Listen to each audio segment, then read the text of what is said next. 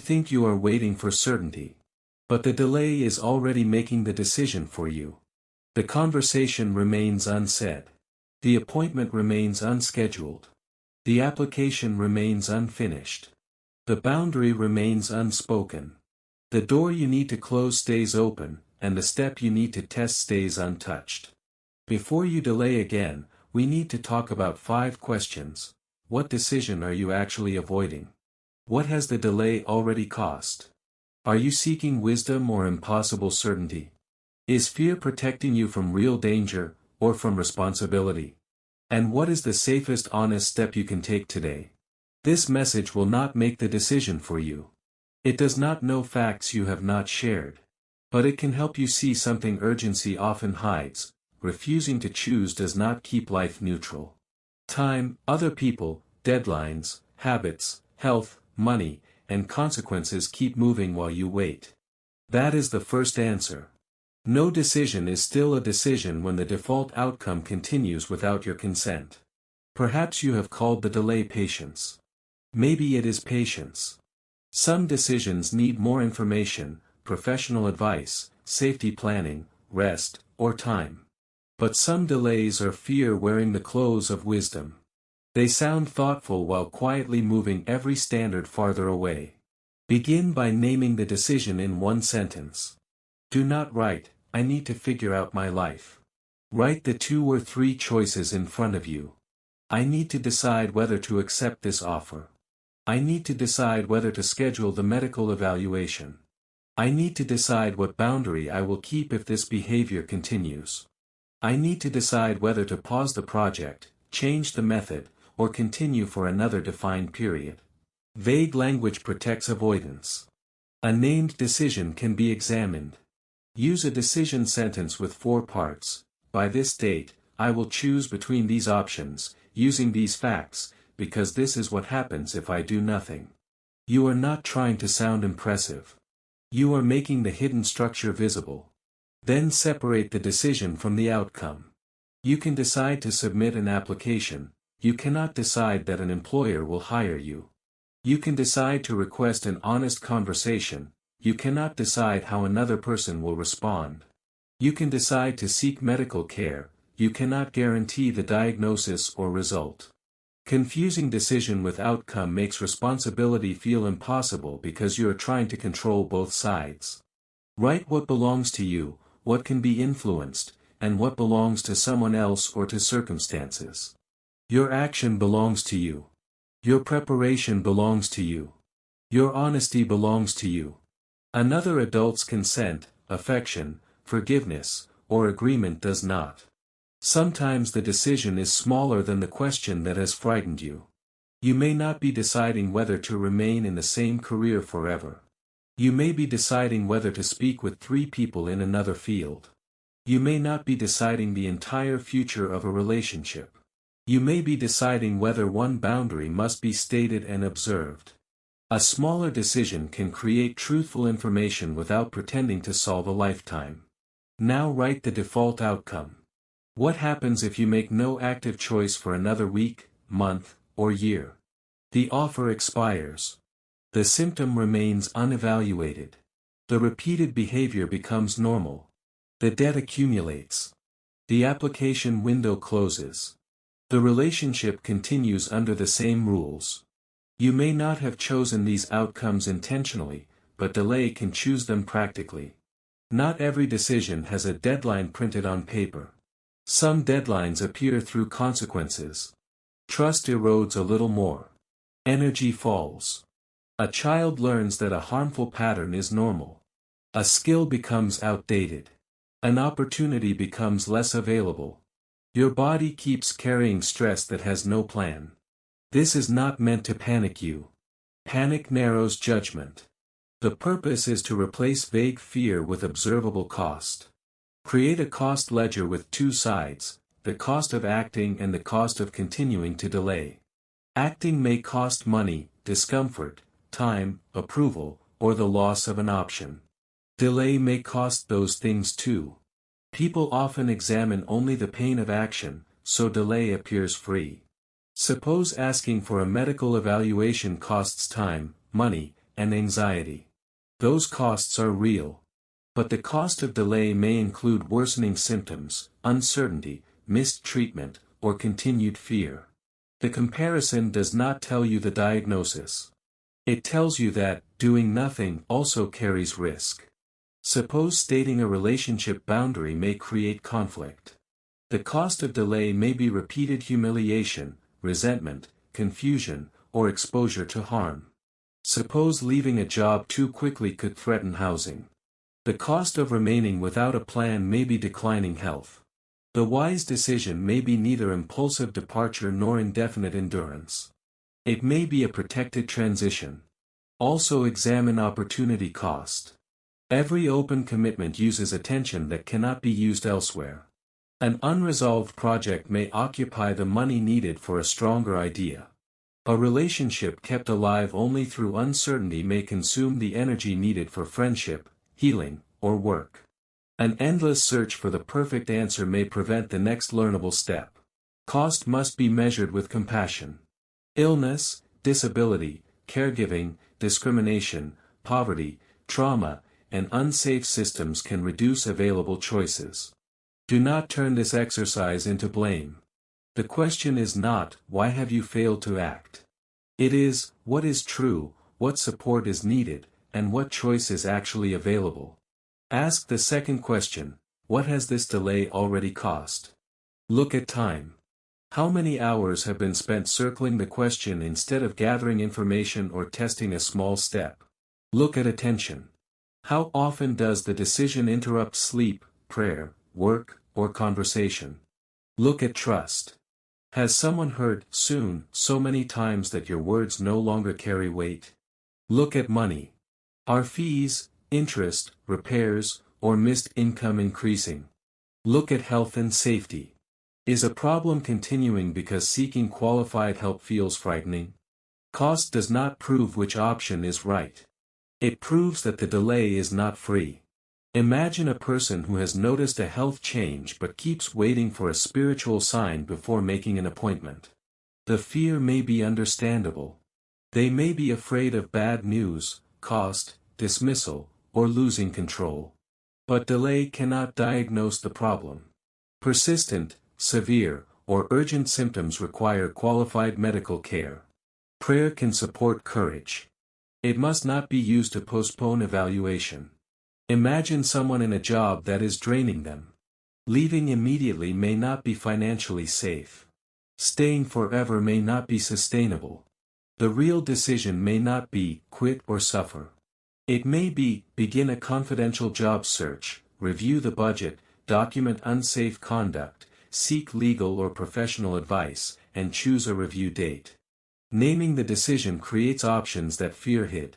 Imagine a relationship where the same boundary is crossed. The person says, I am still praying about what to do, but the other person hears that there is no consequence. A boundary is not a threat designed to control someone. It is a clear statement of what you will do to protect truth, dignity, and safety if a behavior continues. If there is abuse, violence, stalking, threats, coercion, or immediate danger, do not use this message as a reason for a private confrontation. Move toward safety and qualified local support. You do not need perfect certainty before protecting yourself. Now the third question, are you seeking wisdom or impossible certainty? Wisdom asks for enough information to take a proportionate step. Impossible certainty demands proof that no pain, regret, misunderstanding, loss, or surprise can ever follow. That proof does not exist. Wisdom has a process. It identifies missing information. It chooses appropriate sources. It sets a time to review. It accepts that every meaningful choice contains uncertainty. Avoidance keeps collecting information without defining what would be enough. A wise pause produces something. It produces a document, an appointment, a verified number, a second opinion, a safety plan, a conversation, a test result, or a clearer boundary. If the pause produces only more videos, more internal arguments, and more imagined futures, it may not be preparation. Define enough information before you continue researching. For a job offer, enough may include compensation, duties, schedule, location, reporting structure, and contract terms. For a medical choice, enough comes from qualified clinicians, risks, alternatives, urgency, and informed consent. For a financial decision, enough may include total cost, fees, legal terms, cash flow, and worst-case exposure. Then choose a review date based on reality, not a mystical deadline. A deadline can be practical without pretending God promised the outcome. If new facts emerge, revise it. If nothing new emerges because you avoided every source, tell the truth about that too. Counsel should clarify, not control. Be cautious with anyone who says they alone know God's answer for your private decision, demands secrecy, dismisses qualified care, or benefits from your choice. Mature counsel can name principles, risks, and blind spots while leaving responsibility with you. Ask advisors what evidence supports their view and what would change it. If a person cannot imagine any fact that would alter their conclusion, you may be receiving certainty theater rather than wisdom. Ask yourself, what specific fact would help me decide? Who is qualified to help with that fact? When will I review what I learn? What evidence would change my current conclusion? If the answer is always, one more sign, notice the pattern. A dream, repeated number, emotional video, or stranger's confident message cannot decide a medical, legal, financial, safety, or relationship question for you. Spiritual reflection can illuminate values. It cannot manufacture private evidence. Sometimes you already have the needed information. The real fear is that you will disappoint someone. You know the boundary, but you fear being called selfish. You know the offer is wrong, but you fear missing your only chance. You know the conversation is necessary, but you fear conflict. You know the plan needs review, but you fear admitting the first method failed. This brings us to the fourth question: what is fear protecting? Fear has several jobs. It warns, remembers, predicts, and tries to preserve belonging. The same physical alarm can appear for different reasons. Your heart may race because the room is unsafe, because an old memory has been activated, because the choice threatens your identity, or because every important decision brings uncertainty. Do not judge fear only by volume. A loud alarm can be accurate or mistaken. Ask what triggered it, what facts are present, what happened in similar situations, and what changes when you move towards safety or reliable information. If fear becomes specific, this person blocked the door, the contract contains this clause, the symptom changed this way, respond to the fact. If it expands endlessly, every option will destroy everything, slow the prediction down. Identify the next proportionate step rather than solving every imagined future. Shame often hides inside fear. You may delay because the decision will reveal how long the problem has existed. Opening the bill shows the balance. Scheduling the appointment admits concern. Asking for help reveals that self-reliance was not enough. But delay usually increases the shame it was designed to avoid. There is also fear of grief. Choosing one path closes another. Accepting a clear no ends a fantasy. Ending a project may require mourning time and money already invested. Acknowledging that someone will not change can hurt more than waiting. Grief is not proof that the honest decision was wrong. And there is fear of freedom. If no one forces you, you may have to own the choice. Responsibility can feel heavier than resentment. Yet freedom becomes real only when you use it within truth, limits, and love. Fear may be protecting you from a real threat. A person has retaliated before. A workplace punishes honesty. A financial decision could risk housing. A medical procedure requires informed consent and a second opinion. In these cases, caution deserves respect. Safety planning is not cowardice. Fear may also be protecting your image. If you decide, you may discover you were wrong.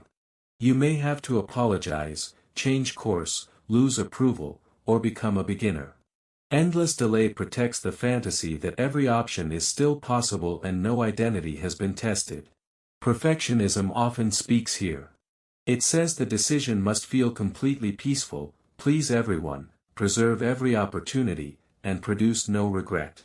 Because no option can meet that standard, postponement feels responsible. But peace is not always the absence of discomfort. A truthful boundary can bring grief. A wise medical appointment can bring anxiety. A necessary apology can bring shame before repair. A small career test can expose a skill gap. Discomfort is not automatic evidence that a decision is wrong. Fear may also be protecting an old wound. A past betrayal makes every commitment feel dangerous. A childhood of unpredictable criticism makes every conversation feel like a trial. A previous failure makes the next attempt feel final. The body remembers, even when the current situation is different. Honor that history without letting it write the whole future. A therapist, mature pastor, support group, doctor, advocate, lawyer, financial advisor, or trusted expert may help depending on the issue. Choose help that respects your agency and stays within its qualifications. Now we reach the fifth question. What is the safest honest step today? There are 4 directions. First, make a reversible decision. If the choice can be tested without placing everything at risk, run a small experiment. Apply to 3 suitable roles. Attend 1 consultation. Set 1 boundary in a safe context. Test the project with 5 customers. A reversible action produces information that endless thinking cannot. Second, choose a time-limited pause. A wise pause has a purpose, missing information, protective boundaries, and a review date. I will gather the contract, speak with a qualified advisor, and decide on Friday, is a pause. I will think about it someday, is avoidance. Third, seek qualified help. Match the helper to the problem. A friend can offer care but may not understand law. A pastor can speak to faith and character but should not diagnose illness. A therapist can address trauma but cannot choose your values. Good counsel gives you clearer information without taking ownership of your life. Fourth, leave or stop when the path violates safety, truth, consent, law, or a limit you can no longer responsibly carry. Stopping repeated contact can respect another person's boundary. Leaving a dangerous room can protect life. Ending a dishonest method can restore integrity. Stopping is not always failure. You may need more than 1 direction in sequence. First seek qualified help, then choose a time-limited pause, then make a reversible decision. Or first leave an unsafe place, then gather information after you are protected. Real decisions rarely fit into a single dramatic moment. Build a decision ladder. The bottom step is the smallest safe action that changes the information. The next step uses what you learn. The top step is the irreversible commitment. Do not jump to the top merely to escape anxiety, and do not remain at the bottom forever because the next step feels uncomfortable. For example, the bottom step in a career change may be speaking with someone in the field. The next step may be a course or small project. The top step may be accepting a new role. In a relationship, the bottom step may be naming the concern. The next step may be observing whether accountability and boundaries are respected. The top step may be rebuilding trust or choosing distance. In health, the first step may be an evaluation, later decisions depend on qualified information. The latter keeps urgency connected to proportion. It allows movement without pretending every question must be settled today. It also gives delay a clear test. Are you standing still because the next safe step is unknown, or because it is known and frightening? Write the next step in observable language. Be brave, cannot be completed. Call the clinic before noon, request the contract in writing, tell my trusted friend what happened, or submit 2 matched applications, can be completed. Clarity gives courage somewhere to go. Use 5 tests before acting. The truth test, does this option require denial or secrecy? The responsibility test, is this action actually mine?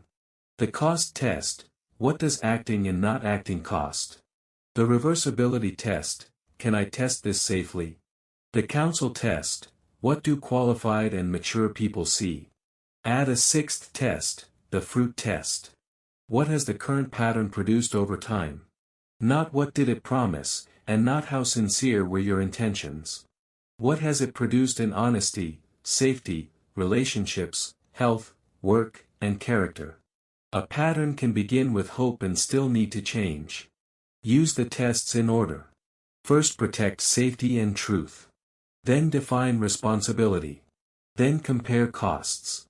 Then ask whether a smaller reversible action can provide information. Then seek counsel from someone qualified and free of hidden benefit. Finally examine the fruit of the pattern over time. If the decision is urgent because another person created artificial pressure, that pressure is evidence. Sign now, send money today, keep this secret, or prove you trust me, should slow you down unless immediate safety requires action. Legitimate opportunities can have deadlines, but manipulation punishes verification. If the decision is urgent because health or physical safety is at risk, seek qualified help rather than using a general framework as a substitute. Emergency signs require local emergency services. Threats, stalking, violence, coercion, or self-harm risk require real-world support and safety planning. If the decision is not urgent, do not turn tonight into a dramatic final verdict. Choose a reviewable next step. Send the email requesting the missing term. Put the appointment on the calendar. Gather the statements. Tell one safe person. Write the boundary. A concrete action is often quieter than fear expects. After the action, review the result. What new fact appeared? Did the person respect the boundary? Did the advisor answer the question? Did the small test produce interest? Did your body settle when the plan became specific? Use feedback to make the next decision rather than demanding one choice solve everything. Then choose one action small enough to complete and meaningful enough to change the information. For a relationship, the action may be writing a boundary, asking one direct question, accepting a clear no, or seeking safety support. It is not monitoring, repeated messaging, or using prayer to override consent. For work, the action may be updating one document, requesting expectations in writing, scheduling an interview practice, or setting a review date. It does not require resigning impulsively. For health, the action may be scheduling an evaluation, listing symptoms, contacting emergency help for urgent danger, or asking a clinician a specific question. A video cannot diagnose you. For finances, the action may be opening the statements, pausing a payment until terms are verified, speaking with a qualified advisor, or creating a small plan. Shame grows in vagueness. Responsibility begins with facts. Do not confuse urgency with recklessness. The message is not, do anything now. The message is, stop allowing indefinite delay to act without review. You can decide to pause. You can decide to seek help. You can decide that a boundary will stand. You can decide to run a small test. You can decide that danger requires leaving. What changes today is that the delay becomes visible and accountable. Return to the 5 questions. What decision can you name? What has delay already cost? Are you seeking wisdom or impossible certainty? What is fear protecting? What is the safest honest step available now? We need to talk now because the default outcome is already moving. But you do not need a secret prediction. You need enough truth for the next faithful step. Let us pray. God of truth and mercy, meet the person who is tired of circling the same decision. Quiet panic without numbing wisdom. Bring the real question into clear light. Show them what delay has cost without covering them in shame. If fear is protecting them from danger, lead them toward safety, qualified support, and wise boundaries. If fear is protecting them from responsibility, give them courage to tell the truth, accept limits, and take one honest action. Free them from the demand for perfect certainty. Give them patience when information is truly missing and conviction when avoidance is only moving the standard. Help them respect another person's freedom and protect their own dignity and safety. Guide them toward appropriate medical, legal, financial, pastoral, or mental health care. Give them wisdom to make a reversible choice, set a purposeful pause, seek counsel, or leave what is harmful. We do not ask for a guaranteed outcome. We ask for enough light to stop hiding from the decision and enough courage to take the next faithful step. In Jesus' name, Amen.